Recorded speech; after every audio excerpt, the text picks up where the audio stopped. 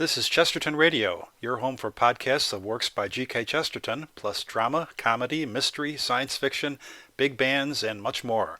The soundtrack to your Chesterton day at chestertonradio.com. Frank Sinatra, transcribed as Rocky Fortune. Friends ask me, Rocky, why can't you hold a job? That's a good question. And I don't know the answer. Maybe I just get restless or something. Anyway, whatever it is, me and steady employment don't get along. Now, you take the last job I had, steward on a big luxury liner from Bermuda to New York. I figured I'd like to see the ocean, you know? And a couple of guys were trying to help me, too. Only they wanted me to see it the hard way, from the bottom.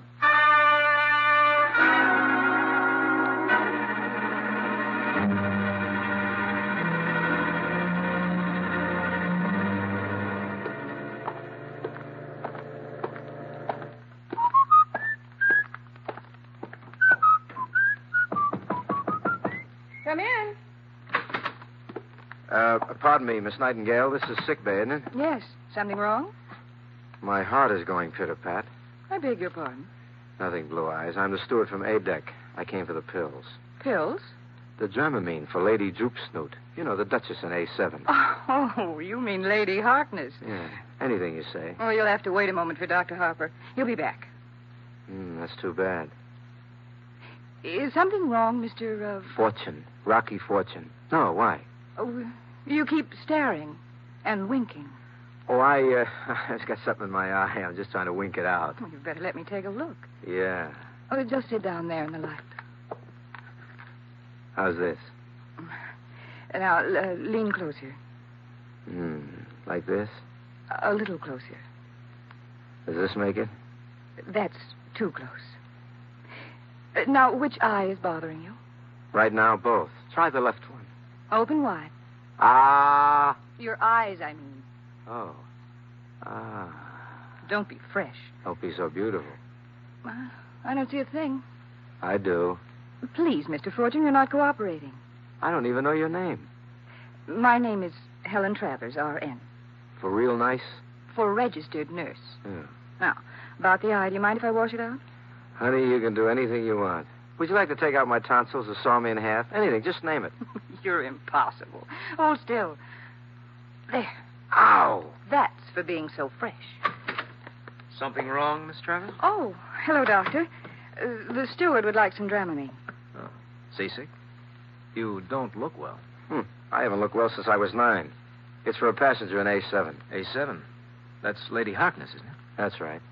I'm afraid I can't give you any more. What's wrong, Doc? The chief steward was up less than an hour ago to get some Dramamine for Lady Harkness. Stuff isn't candy, you know. The chief? He just sent me up. There must be some confusion here. I think you'd better check. All right, Doc. Sorry. Not at all. It was a pleasure. I hope your eye improves. Yeah, the wash seemed to help it a little bit. Say, maybe I could come back later on for another eyeful, I'm afraid my boyfriend wouldn't approve. Anybody I know? Yes. Yes, the chief steward. Goodbye, Mr. Fortune.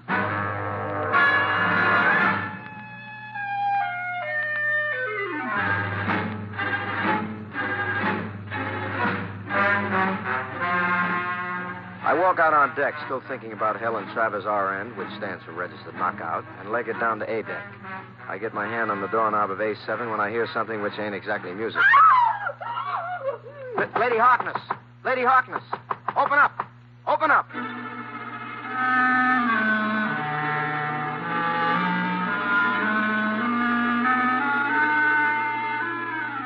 When nothing happens, I put my shoulder against the door and heave.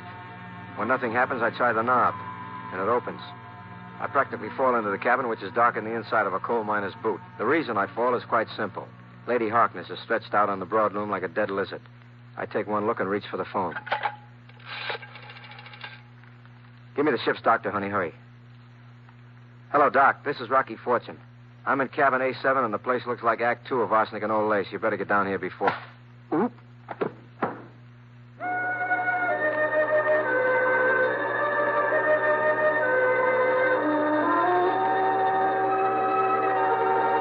Whoever it is has been hiding behind the door when I come in. I never know what hits me. The top of my head exploded, and the floor kept coming up to meet me.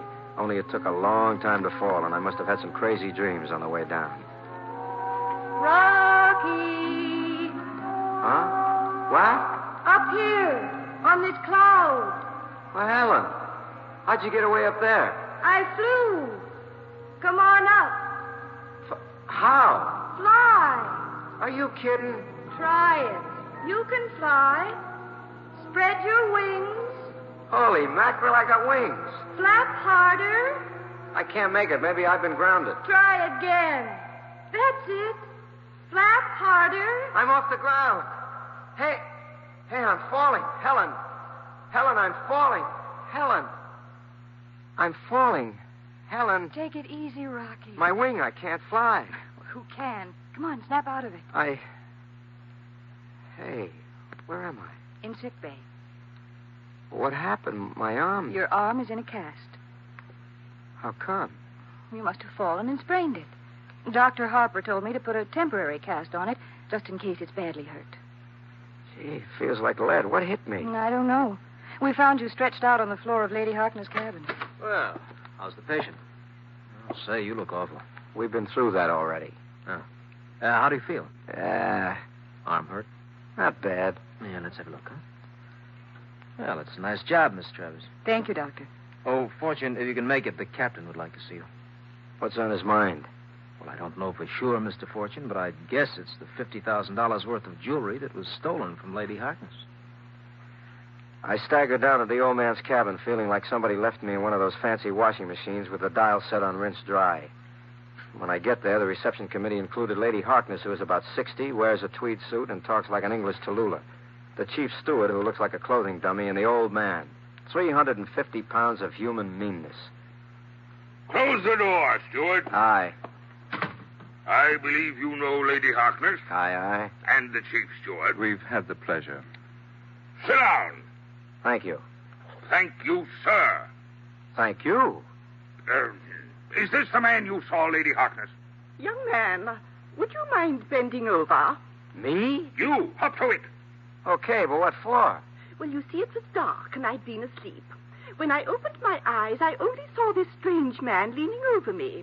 I screamed and he put a pillow or something over my face before I could get a good look at him. Is this the man? Well, it might be, Captain. All right, Fortune. Straighten up. Do you mind if I sit down, Captain? I've had a hard tap on the skull. You will remain standing in the presence of a ship's officer. Thanks. No insolence. Excuse it. Now, would you mind telling me what this is all about? Fortune, there is $50,000 worth of jewelry missing from this cabin. I don't suppose you'd like to confess. Confess? Sure. I've been waiting all night to confess. You see, it was like this. Get this, Mr. Waters. Yes, sir. I crept in through the porthole, see? And Lady Harkness here was asleep. I scragged the ice. I beg your pardon. Heisted the jewels. She started to wake up, so I smothered her with kisses. Then she screamed. I saw I couldn't escape, so I called the doc on the phone. Then I carefully swallowed the jewels, hit myself on the head with a piece of stale salami, broke my own arm, and passed out. And I'd be very happy to sign a statement. That's screamingly funny, old boy. How'd you like a punch in the jaw? Just try it, Hercules. That's enough from both of you. Mr. Waters. Sir? I want Mr. Fortune's belongings searched. If you don't turn up those jewels, you have my permission to comb the entire ship from stem to stern. Yes, sir. Mr. Fortune, you may consider yourself discharged. You are confined to crew's quarters. Just a minute, Captain Bly. Well? Don't you think this amateur gumshoe work ought to be left to the law? Mr. Fortune, in case you are not familiar with the maritime code, on this vessel, I am the law.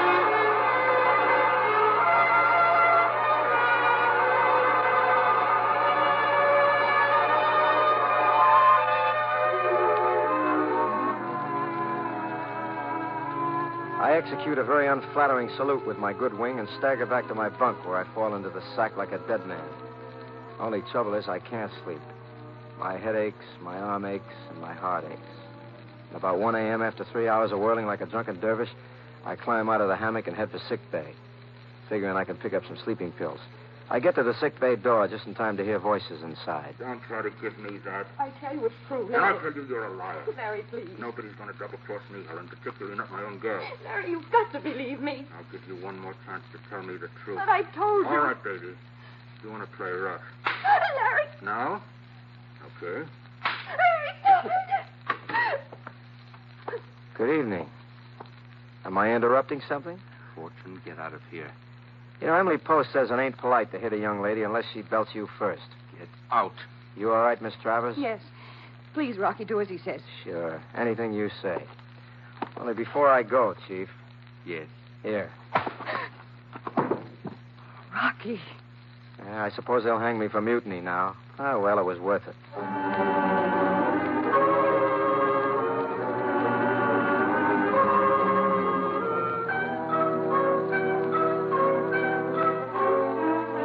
I go back to my pad and spend a few more restless hours trying to figure out what goes between Larry the steward and Helen Travers. In the morning, I wake up and head back to sickbay for a checkup on the arm. Well, how's it feel? Hurts. I think I'd better x-ray in case it's a green twig fracture instead of a sprain. Does that mean you take the cast off? No. We can x-ray right through the cast. I'd hate to spoil Miss Travers' beautiful work. Her beautiful work weighs about a ton. How long do I wear it, Doc? I'll let you know after the x-rays. Just step over here, please. Huh? Now, place your arm right here. That's fine. You just hold that, huh? Now. Just hold steady. Ah, good, that's fine. Now, you wait here. I'll go into the dark room and develop it. Huh? Say, Doc, is Miss Travers in this morning? No. She said you didn't feel well. Had a bad night, I expect. I expect she did. This will only take a minute or two. Just make yourself comfortable, huh?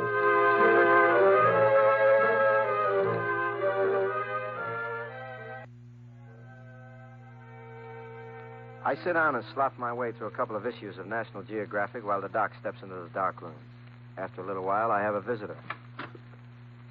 Oh, it's you. Come on in, Chief. Looking for a little medical aid? I'm looking for Helen. Oh, that's a lovely mouse you got under your eye. Did you bump into a door? Very funny. Have a seat. The doc's in the closet developing some x-rays. Is she here? Haven't seen her. Say, they find the missing jewels yet? You know darn well they haven't found them. Did you look in the captain's cabin? You know, I don't trust him. He's a sneaky character. Fortune, when we get into New York tomorrow, the police are going to have a little talk with you, and frankly, I wouldn't want to be in your shoes. Chief, I'm going to level with you. If you were in my shoes, I'd throw them away. What's that? It came from the dark room. Try that door there. Locked. There's another door that leads to the office. Come on. Here. Helen. Doctor! Holy smokes. Is he... Stone dead. Dr. Harper. Take it easy, baby. You can't do him any good now. What happened? I don't know. I came in late. I wasn't feeling too good. I remember that he wanted me to change the developing solution because he was going to x-ray Rocky's arm. So I went right into the dark room. First, I thought I was alone. It was so dark. And then I saw him. I saw him on the floor with his scissors in his back. Larry, he's been murdered. Take it easy, honey. Come on, Chief. You better notify the skipper. You also better radio the New York Harbor Police to meet us.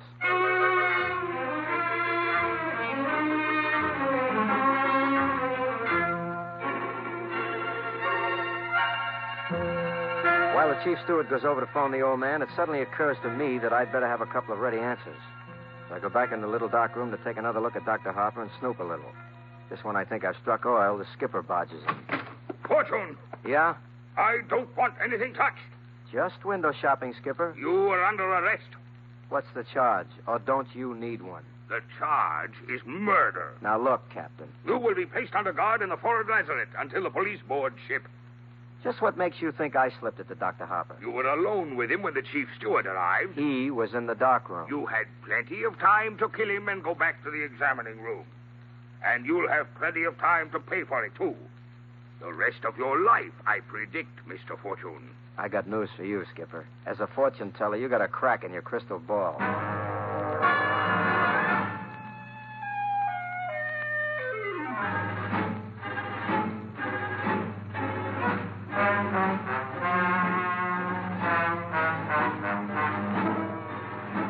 The lazarette is a small iron box down in the hold of the ship, just big enough for me, a couple of mice, and a few 100 feet of anchor chain.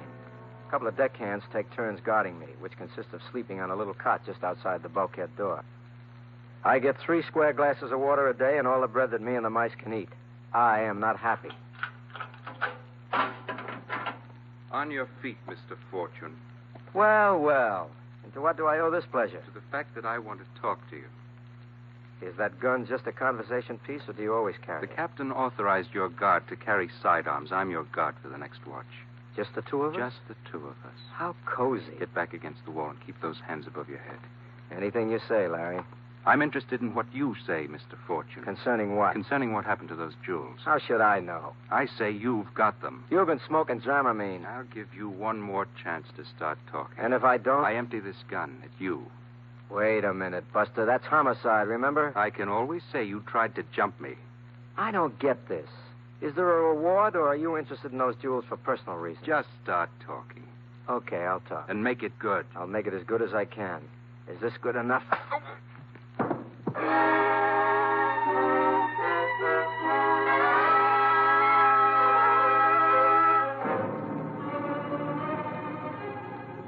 I had my hands up in the air, and I brought the arm with the cast down on the top of his skull as hard as I could. He went out like a wet candle, and I cracked the plastic cast right down the middle. I was still trying to figure out my next move when I discovered we were not alone. Put up your hand. Sure, it's getting to be a permanent position. Hand me that gun. Help yourself.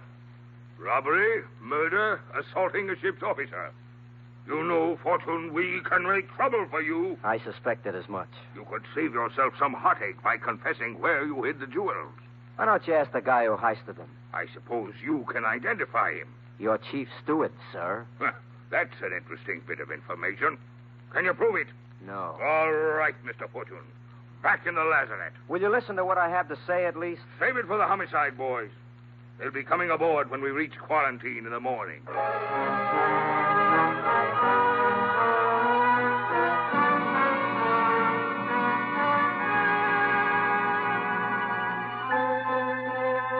So I am back in the Bastille with my rodent companions.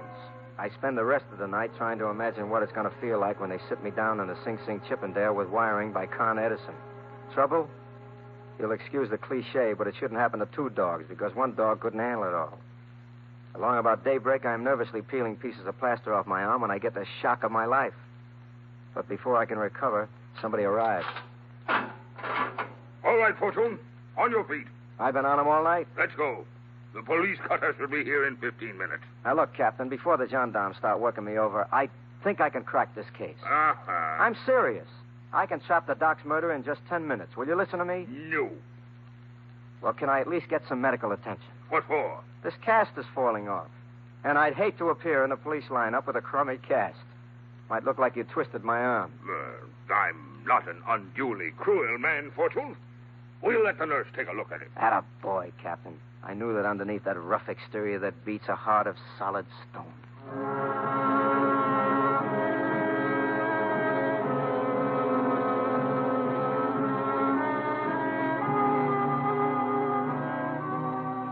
10 minutes later, I am in the sick bay, feeling like an oyster which has just escaped from 6 months in an undersized shell and is about to be eaten alive. Rocky, I was so worried about you. Hi, baby. When the captain told me you'd broken the cast on Larry's head, How is he? Oh, he's sleeping it off in the captain's cabin. Let's get that new cast on your arm. How about a new arm while you're at it? Let's get the old one off. The arm or the cast? Hey, take it easy. This won't hurt. Here, I'll just tap it a few times with this mallet. And there. What's the matter, honey? Matter? Oh, nothing. Don't kid me, baby. You look like you just shot 6 holes in the high 80s. There's nothing wrong. Suppose I tell you what's wrong. All right. The jewels are missing. What jewels? The Lady Harkness loot. The jewels you mixed into the plaster for this cast in my arm. You're crazy. I'm crazy like King Solomon. You and Larry boy heisted those jewels. Larry did the muscle work and conked me when I came into the cabin at the wrong moment. Then he got scared and passed the jewels to you. But you knew that they'd searched the ship, so you put them into that plastic cast on my arm, figuring you'd get them back after the ship made port and we were all ashore. That's why you were so nice and sweet to me. I was worth plenty to you. You've got it all figured out, haven't you? All figured out. I even figured out why you knocked off the good doctor. Tell me. I'd be interested to know.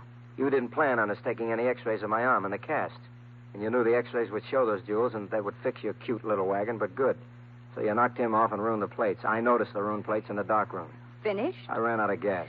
You can save your breath and just put up your hands. You too? I'm going to need a special game warden if this keeps up. Get over there against the wall. My favorite position. All right. Where are they? Where are which? The jewels you took out of the plastic cast.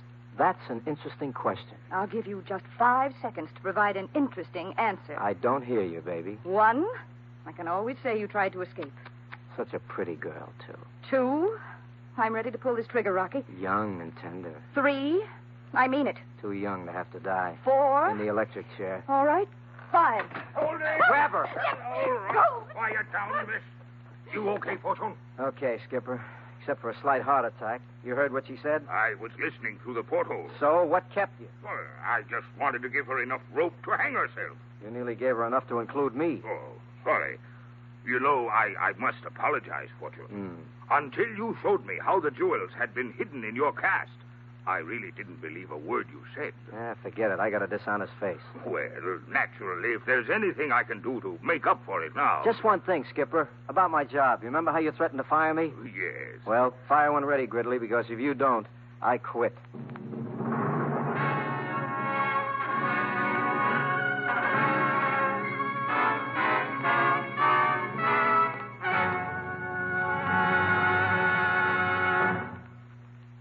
Tonight, NBC Radio has presented transcribed Frank Sinatra as that footloose and fancy-free young man known as Rocky Fortune. Others in the cast included Tony Barrett, Lynn Allen, Marvin Miller, Norma Varden, and Shep Menken. Tonight's script was written by George Lefferts and Andrew C. Love directed. Eddie King speaking. Now, to tell you about next week's adventure, here's Frank Sinatra as Rocky Fortune.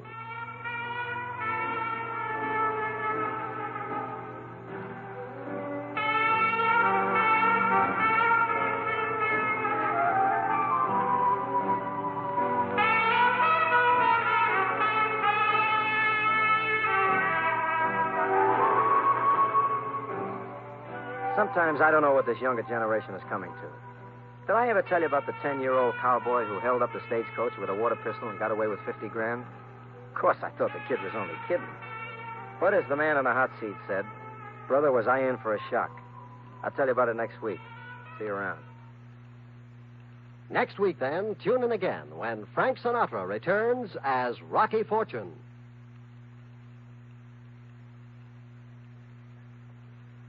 One of the finest things anyone can say about you is that you're a good neighbor.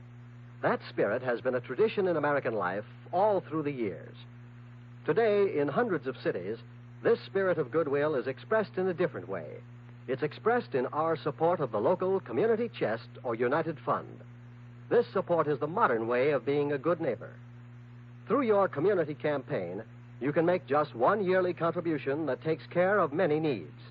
You know that your money is collected and administered honestly and efficiently. So make sure that your campaign pledge is large enough to cover these needed services for an entire year. This is your chance to be a good neighbor. So give to your community chest or your local United Fund. Enjoy Fibber McGee and Molly tonight on the NBC Radio Network. Now, Frank Sinatra, transcribed as Rocky Fortune. This is Chesterton Radio, the true, good, and beautiful at chestertonradio.com.